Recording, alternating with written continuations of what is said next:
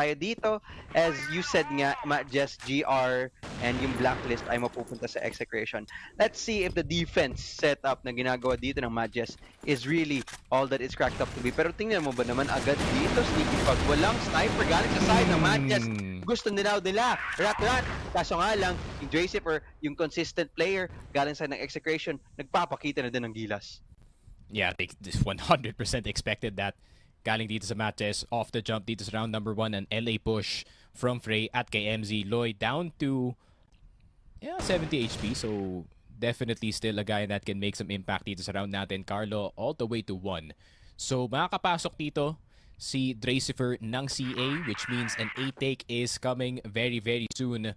Pero kaya pang kunin ng execration without any hiccups, without any casualties. Si A7J nandito sa taas. And yan na nga, nagpapaulan na sila ng flash, nagpapaulan na sila ng nade. Dracifer, nakuha na nga si Lloyd dito sa backside. Dracifer clearing every single member ng matches dito sa A site, and he could potentially get much more. Spotted na si Rels dito sa BR. Tinapunan na ng nade.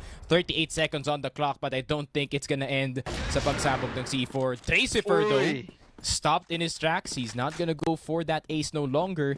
And Rels, medyo mahirap yung clutch na to. 25 seconds. Exit at BR lang ang pwede mong daanan dito. At Ram, he has the idea. Jump peek. Gets the initial damage. Colt, hindi gagana para dito kay Rels. So, matches, medyo expected yung ginawa niya dito sa first round. But execution, that's a good first one para sa kanila dito.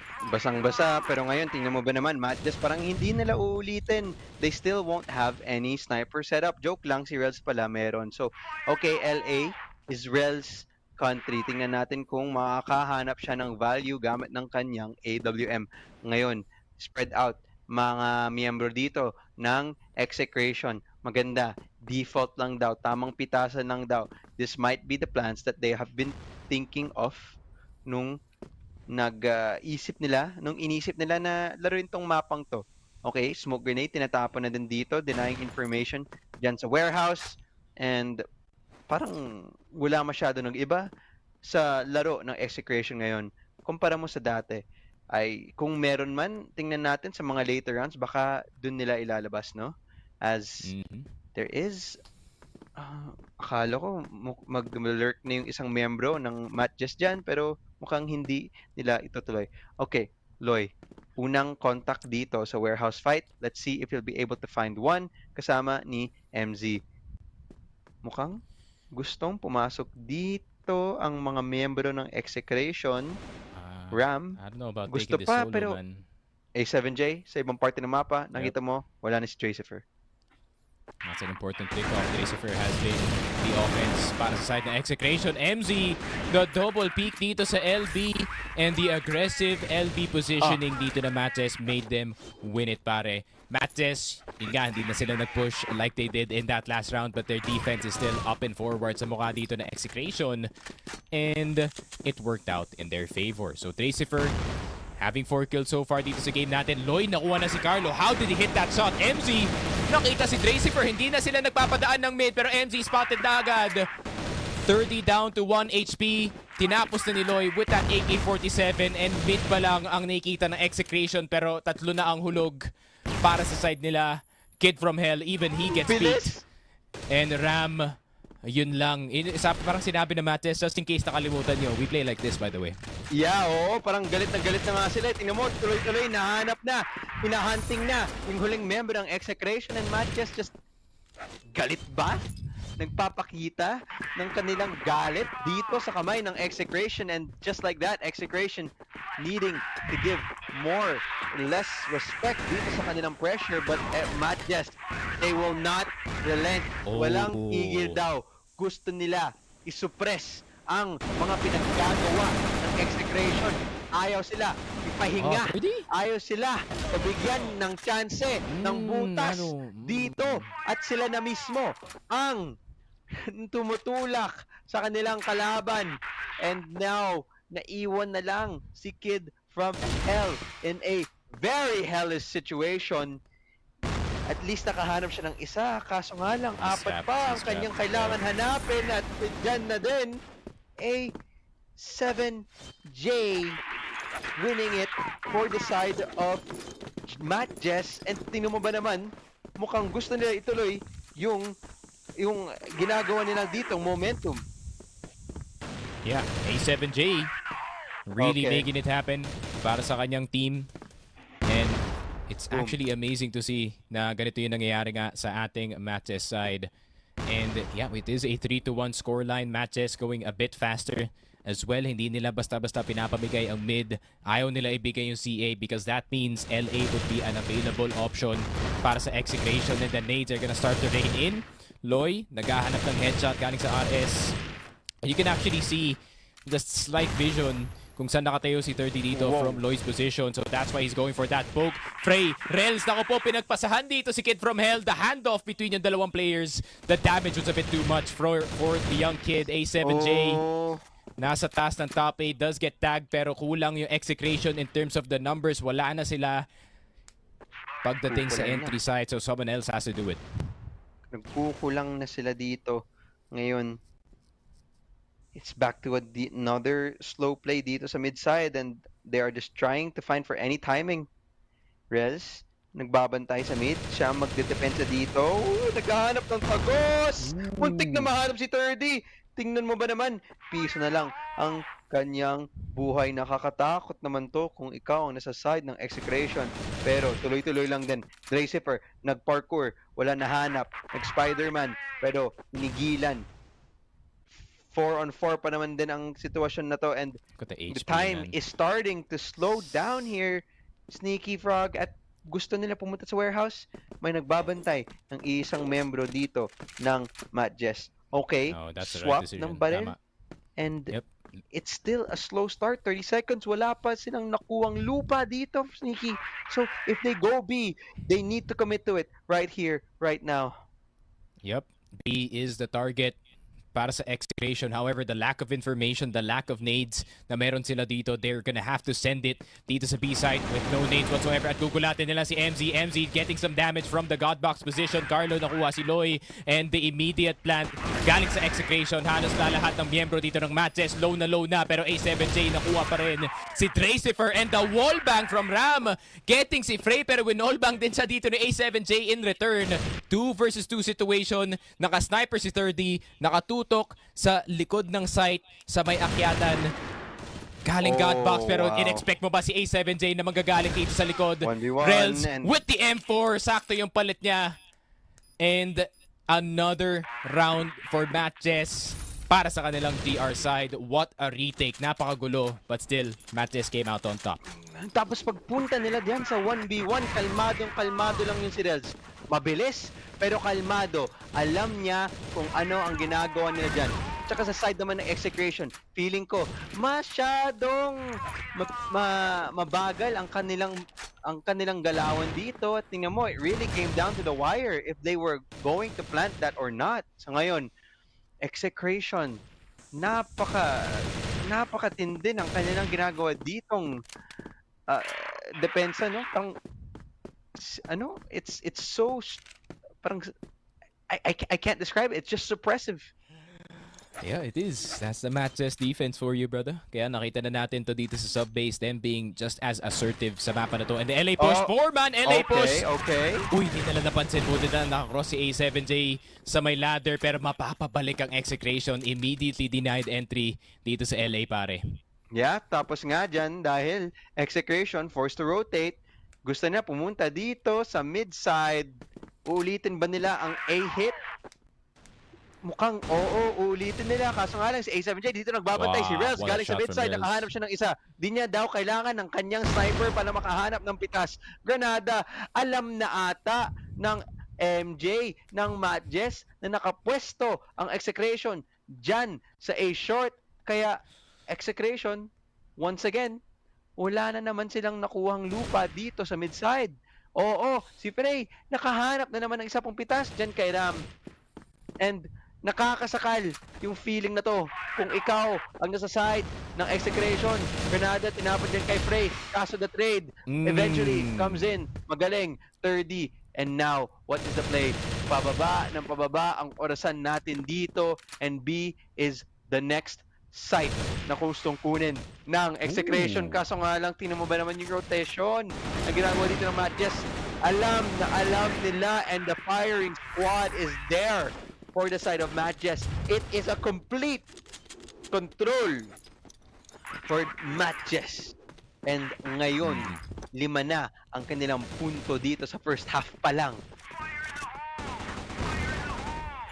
Ooh. And they know, okay, MZ, a little bit of a drive-by. I also do that from time to time para sa LB, and you do get the occasional headshot.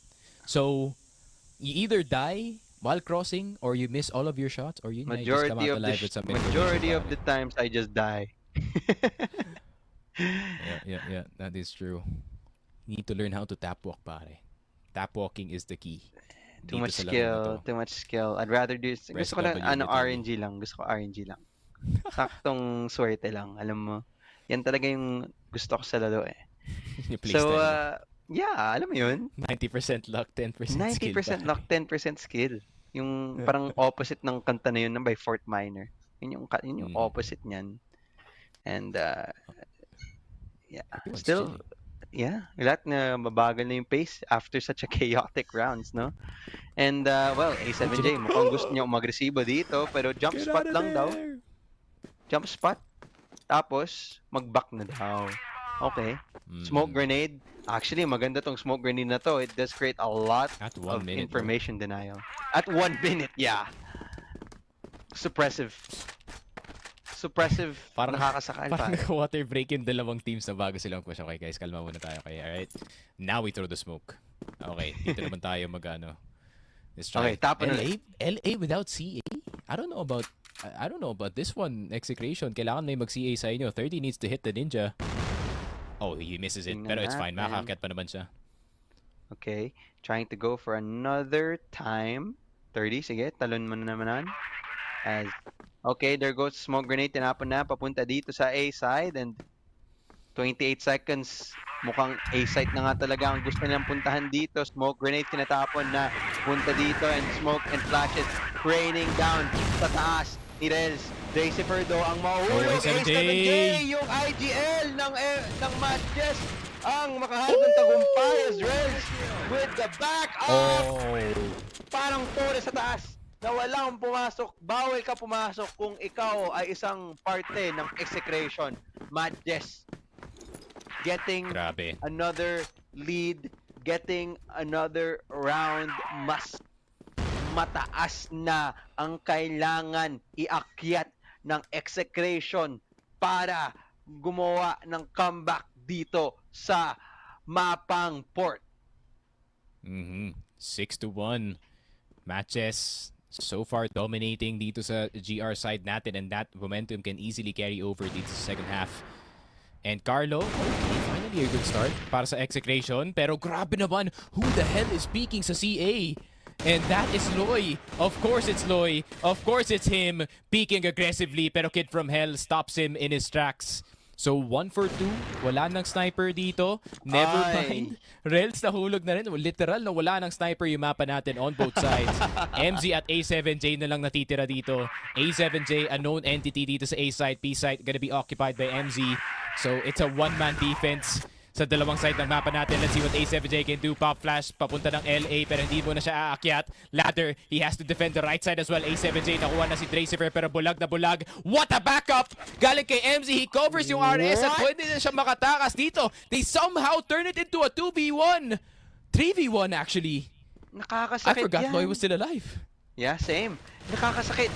Napakasakit na ito. Kung natalo to ng Execration, it's just an absolute disaster for them right now. And now, it's still a 2v1. Actually, patay na nga talaga si Loy. Nag-glitch ng unti yung HP natin. And it doesn't matter kasi Matches, kunin nila ang 7th round dito sa first half. And it's now the last round here sa unang half natin, Sneaky Frog. And you just have to think, Execration, kailangan talaga nila to. They need it more than ever.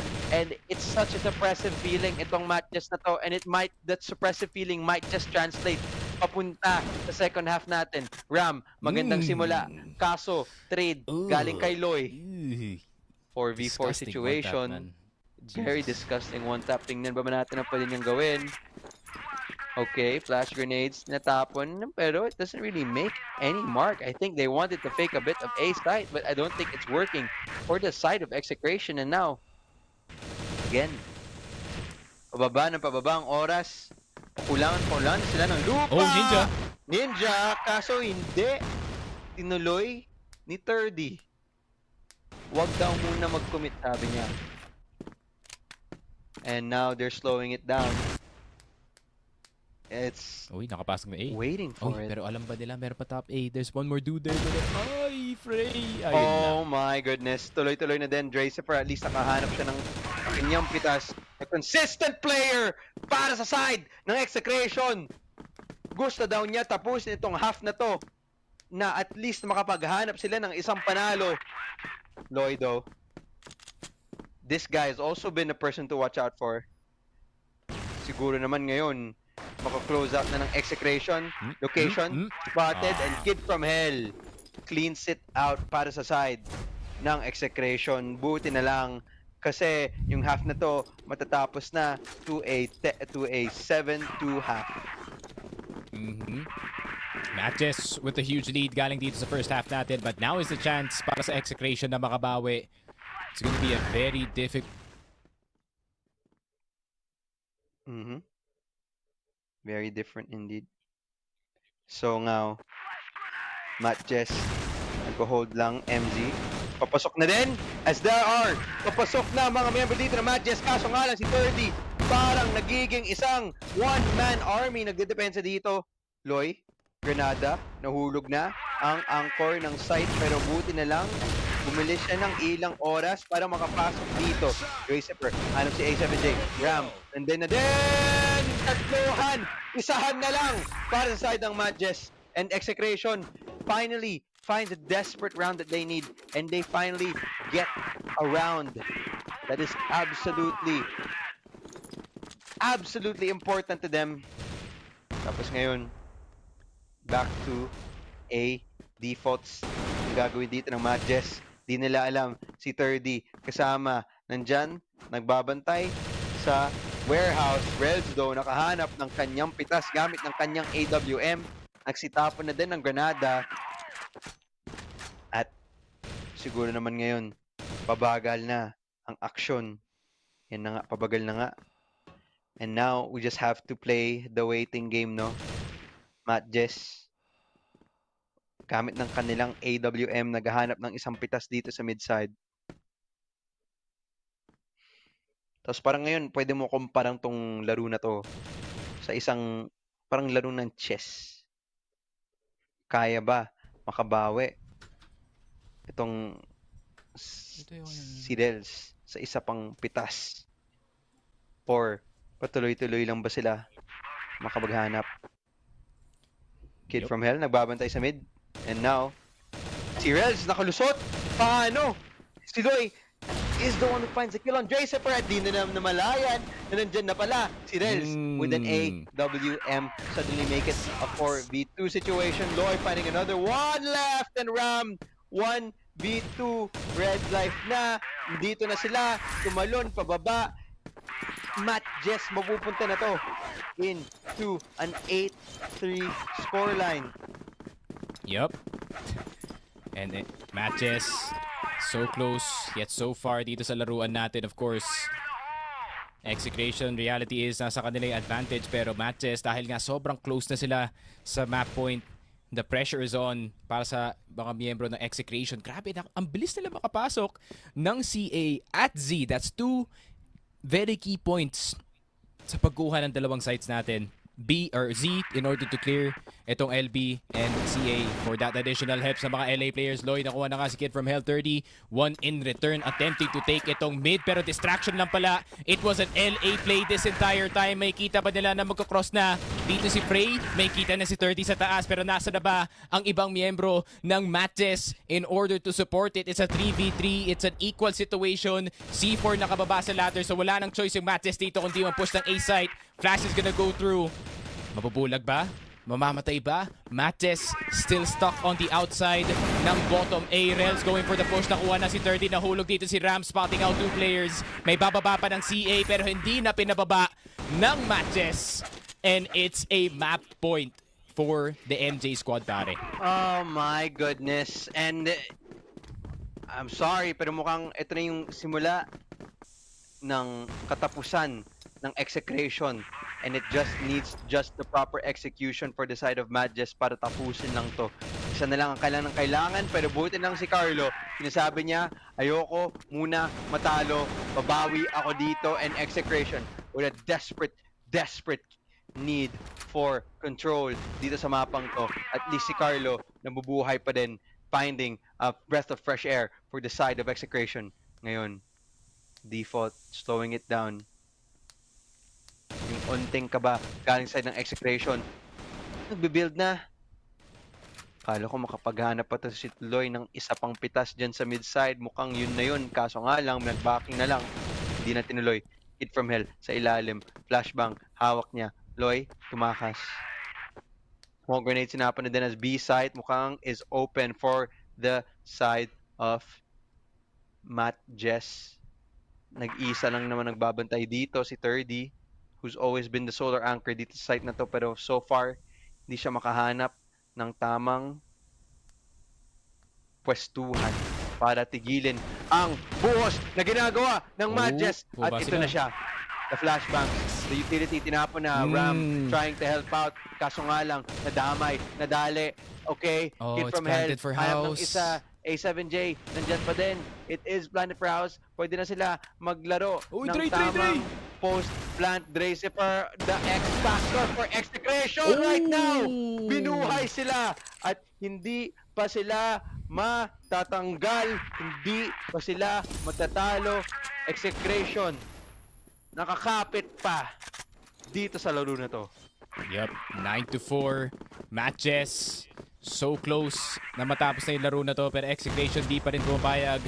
A 2v1, 2 low players, very tense situation, pero na-pull off pa rin dito ng Exe. Dracifer nakuha si Loy, but that's only one of the 2 aggressive members na nagpupush dito. Napakabilis ni MZ, and lilipat na sila dito sa A, fully knowing they do not know where MZ is. MZ in the backlines.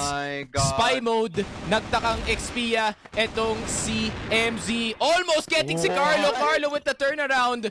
Pero is it B? Is it A? Hindi na alam dito ng matches. Oo nga, I think they do want to go A here. Nagko-commit na din. Pero A7J naghahanap ng ilang member ng nagbabantay dito sa A site. And I think there's a little bit of hesitation para pumasok dito. And execution might take advantage of the mistake. Pwede nila parusahan ang mga member dito ng matches. A7J nagbabantay, si 30 nandyan sa taas. A7J, wala sa kanya yung C4. Kailangan niya bagalan at hanap ng tamang pwestuhan. Pitas. Isang tao sa taas. Granada tinapon. I think he wants to make them think na nakatambay siya sa LA habang paikot na siya dito sa midside. 30. Pwede siya madali. Pwede siyang malason. Nakita na siya. Shot. Yung lokasyon niya, alam na ng execution. Scary pa rin si A7J dito in this 1v2. He's been capable of clutching for the past few rounds, pero iba yung gagawin dito ng execution. They're actually gonna go all the way around papuntang midside. However, this is gonna allow a timing para kay A7J na makapasok dito sa top A. Hindi niya pa pinipick up yung C4 in fear na maririnig ang pagkuha nun. Pero A7J, nakababa na ng ladder. This is actually a good angle para kumuha ng 1v2. Ram, wait a second. Kita na sa exit. A7J, low HP, pero si Ram na mismo tumapos. Good headshot galing kay Ram. Execration, slowly but surely, crawling back dito sa game natin. Recovery lang daw. Saktong recovery lang. At yan ang kinukuha ng team of execution. Sige, 5, 4 na lang. Round by round. Makakabawi. Piece by piece. 1 by 1. Yan ang gusto kong makita galing sa side ng execution. 4 na lang ang kailangan nila para mabigay ito sa OT. So parang habang sinasabi ko yun, no, parang napakalayo ng kailangan nilang kunin. And parang ang dami nilang kailangan gawin para puntahan yung, alam mo yun, yung posisyon na yan. Yung matches, isa na lang ang kailangan nila. Just only need one. And that's all they need to get. Pressure is on dito sa Execration para kumuha ng 4 na puntos para mapunta tayo sa overtime matches. Inches away from the finish line. Still, very slow play, surprisingly. Galing dito kay Matches, not immediately entering yung mga spots ng mapa na kailangan i-control, kagaya ng LB, kagaya ng LA, pero ngayon, slowly crawling on in. 30, magpapa-information dito lang sa House B. AK on this side though is something I wouldn't recommend para kay 30, but he's more focused. Laser din sa mga pumasok na ng site instead of the players inside of HB. One player playing Godbox, pero ito na nga yung flash pupunta B-side. Sa spot pa nila si 30 na nakatago yung ulo. MZ getting the kill kay 30, but can they get the kill kay Ram? Hindi nila chinek yung backside. Dracifer lumabas na rin. Rels with a good shot kay Ram. MZ with a good shot kay Dracifer. It was supposed to be a good defense para sa Execration, pero hindi nila nahanap ang player na nasa loob ng HP na si Rels on that sniper. Has done it again. Kid from Hell is down. Si Carlo na lang natitira on that pistol, on that deagle, and inahabol na siya ng Mattes dito. MZ looking for the kill. Nasa kanya yung C4, but I don't think they care about planting anymore as No. they get the kill dito kay Carlo and Mattes.